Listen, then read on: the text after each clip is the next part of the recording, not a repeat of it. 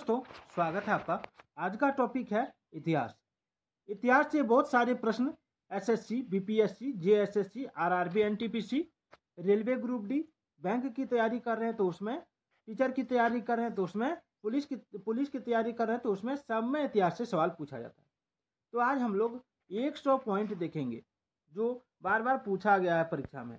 बार बार परीक्षा में इस पॉइंट को पूछा गया, आप देख सकते हैं ये पॉइंट है। ठीक है, सबसे पहले जो पॉइंट है वो है कि इतिहास का जनक कौन है। तो इतिहास का जनक है हेरोडोटस। इन्होंने हिस्टोरिका नामक पुस्तक लिखी। ठीक है, कौन सी पुस्तक? हिस्टोरिका नामक पुस्तक।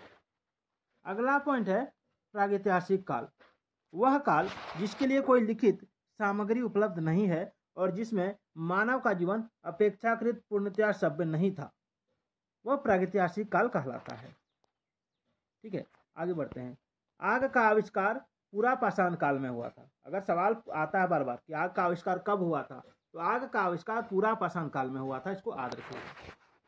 वहीं पहिए का आविष्कार नव पाषाण काल में हुआ था और मनुष्य ने घर बनाने की कला नव पाषाण काल में सीखी। मनुष्य ने सबसे पहले कुत्ते को अपना पालतू पशु बनाया और कृषि का आविष्कार नव पाषाण काल में हुआ था। मनुष्य ने सबसे पहले तांबा धातु का प्रयोग किया, यह भी याद रखिएगा। मनुष्य द्वारा प्रयोग किया जाने वाला प्रथम औजार कुल्हाड़ी था। कृषि का प्रथम उदाहरण मेहरगढ़ से प्राप्त हुआ है और यह वर्तमान में पाकिस्तान में है। चलिए, अब भारतवर्ष शब्द का सर्वप्रथम उल्लेख हाथी गुम्फा अभिलेख में मिलता है। मनुष्य द्वारा बोई गई सबसे पहली फसल ज्वानी यव थी। अब प्रमुख वेद को जानते हैं।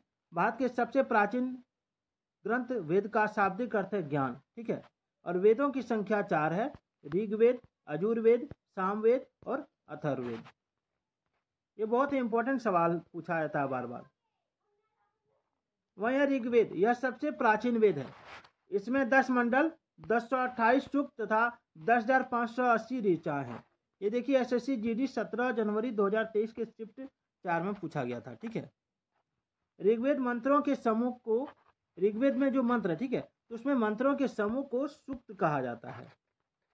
और ऋग्वेद की 5 शाखाएं हैं और देवता सोम का उल्लेख 9वें मंडल में है, याद रखिएगा। और ऋग्वेद में 25 नदियों का उल्लेख मिलता है। कितना नदियों का? 25 नदियों का।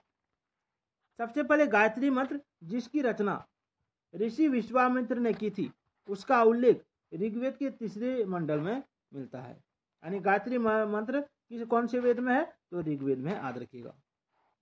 ऋग्वेद के 7वें मंडल में राजा सुदास तथा 10 राजाओं के बीच युद्ध का वर्णन है और इस युद्ध में राजा सुदास की जीत हुई तथा यह युद्ध परुष्णी नदी यानी वर्तमान में रावी नदी के तट पर लड़ा गया था। यजुर्वेद यह वेद गद्य व पद दोनों में लिखा गया है।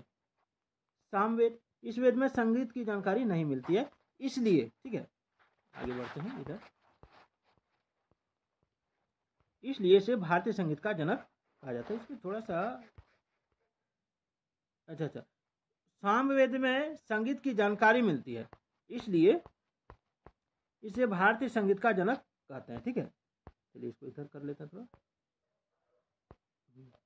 अब देखिए, अगर सवाल आए भारतीय संगीत का जनक किसे कहते हैं? सामवेद सबसे छोटा वेद है। सामवेद जो है सबसे छोटा वेद है। ठीक है, और इसमें धुनों और मंत्रों यानी संगीत का संग्रह है। ये भी देखिए, एसएससी जीडी 27 जनवरी 2023 शिफ्ट 4 में पूछा गया था। अथर्ववेद यह वेद सबसे बाद में लिखा गया, इसे आधुनिक वेद भी कहते हैं और इस वेद में जादू टोना, तंत्र मंत्र, चिकित्सा और विवाह तथा लौकिक जीवन का उल्लेख है, याद रखिएगा। अथर्ववेद को ब्रह्मावेद भी कहा जाता है। कौन सा वेद? ब्रह्मावेद। इसको हटाते हैं। इसमें यह बताया गया कि सभा तथा समिति प्रजापति की 2 पुत्रियां हैं और वेदांग की कुल संख्या, अब आ जाइए वेदांग में, वेदांग की कुल संख्या 6 है। इसमें शिक्षा, ज्योतिष, व्याकरण, कल्प, निरुक्त और छंद आता है। पुराणों की कुल संख्या 18 है, याद रखिएगा। पुराणों के रचयिता लोमहर्ष व उनके पुत्र उग्रश्रवा है और पुराणों में सबसे प्राचीन एवं प्रमाणिक पुराण मत्स्य पुराण है, याद रखिएगा। वहीं आ जाइए वर्तमान उपलब्ध पुराण गुप्त काल के आसपास के हैं। विष्णु पुराण का संबंध मौर्य वंश से और मत्स्य पुराण का संबंध सातवाहन वंश से तथा वायु पुराण का संबंध गुप्त वंश से है, याद रखिएगा। वहीं आ जाइए अर्थशास्त्र के लेखक कौन है? अर्थशास्त्र के लेखक है आपका चाणक्य। इन्हें विष्णुगुप्त तथा कौटिल्य के नाम से भी जाना जाता है। ये सवाल पूछा जाता है कि अर्थशास्त्र के लेखक कौन है, तो चाणक्य है। इन्हें किन नामों से जाना जाता है? विष्णुगुप्त तथा कौटिल्य के नाम से। अर्थशास्त्र पुस्तक मूलतः राजनीति से संबंधित शास्त्र है और इसमें मौर्यकालीन इतिहास का उल्लेख मिलता है। राजतरंगिणी पुस्तक के लेखक कौन है? तो कल्हण है और इस पुस्तक में कश्मीर के राजाओं का इतिहास वर्णित है। वहीं अष्टाध्यायी पुस्तक के लेखक पाणिनि है, इसको याद रखिएगा, और यह संस्कृत व्याकरण की पुस्तक है। सबसे प्राचीन स्मृति मनुस्मृति है, इसके लेखक मनु है और जैन साहित्य को आगम कहा जाता है, ये भी याद रखिएगा। और जैन धर्म का प्रारंभिक इतिहास कल्पसूत्र नामक पुस्तक में वर्णित है और यह भद्रबाहु ने लिखी है। जातक कथाएं बौद्ध धर्म से संबंधित है और इसमें महात्मा बुद्ध के जीवन की कहानियां हैं। भारत का सबसे प्राचीन नगर मोहनजोदड़ो था, जिसे मृतकों का टीला कहा जाता है। वहीं आ जाइए सिंधु घाटी या हड़प्पा सभ्यता। ठीक है,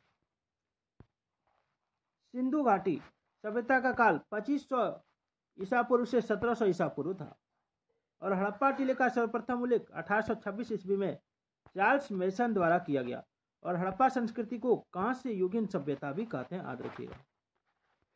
चलिए आगे बढ़ते हैं।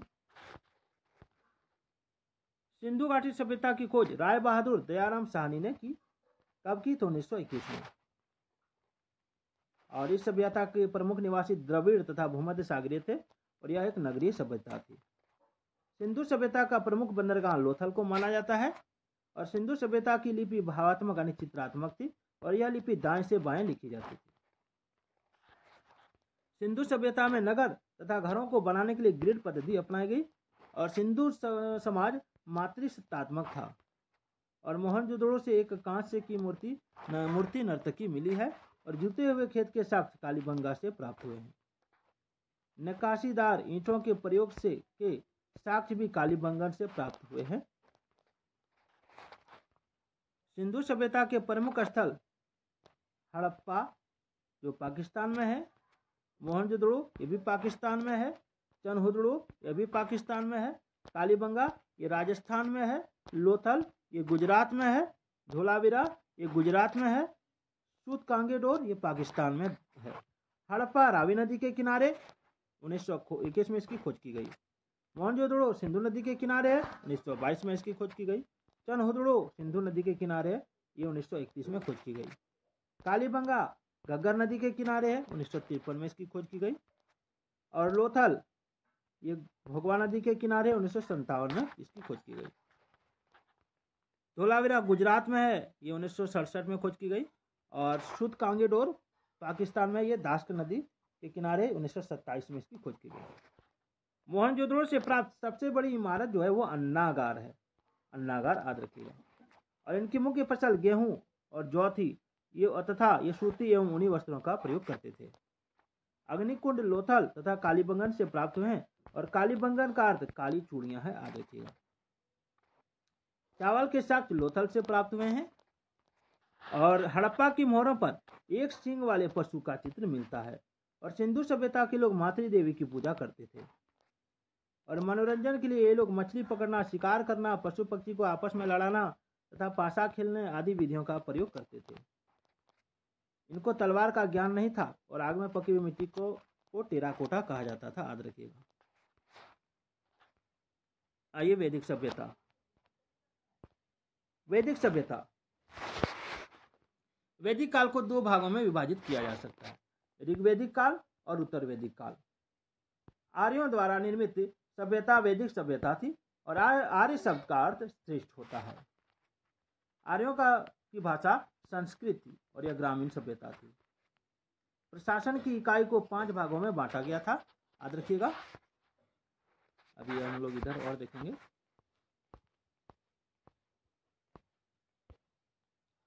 पहला है कुल, ग्राम, विष, जन और राष्ट्र।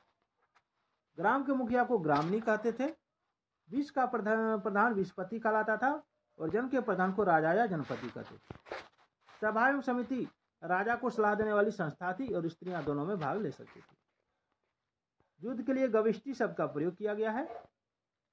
और ऋग्वेदिक समाज को व्यवसाय के आधार पर 4 वर्णों में बांटा गया था: ब्राह्मण, क्षत्रिय, वैश्य, शूद्र। आर्यों का समाज पितृसत्तात्मक था और समाज की सबसे छोटी इकाई परिवार या कुल थी, जिसका मुखिया पिता होता था और उसे कुलप या गृहपति कहते थे। जीवन भर अविवाहित रहने वाली महिलाओं को अमाजू कहा जाता था और आर्यों का प्रिय पेय पदार्थ सोमरस था। यह वनस्पति से बनाया जाता था। उपनिषदों की संख्या 108 मानी जाती है और आर्यों का मुख्य व्यवसाय पशुपालन और कृषि था। आर्यों का प्रिय पशु घोड़ा और प्रिय देवता इंद्र थे। गाय की हत्या करने वालों के लिए मृत्युदंड तथा देश से निकालने का प्रावधान था। और ऋग्वेद में उल्लिखित सभी नदियों में सरस्वती नदी को सबसे महत्वपूर्ण तथा पवित्र माना गया है। और ऋग्वेद में गंगा नदी का उल्लेख 1 बार था, जमुना नदी का उल्लेख 3 बार हुआ है। इसमें सिंधु नदी का उल्लेख सबसे अधिक बार हुआ है। तो देखिए, ये सवाल एसएससी जीडी 31 जनवरी 2023 में शिफ्ट 3 में पूछा गया था। उत्तर वैदिक काल।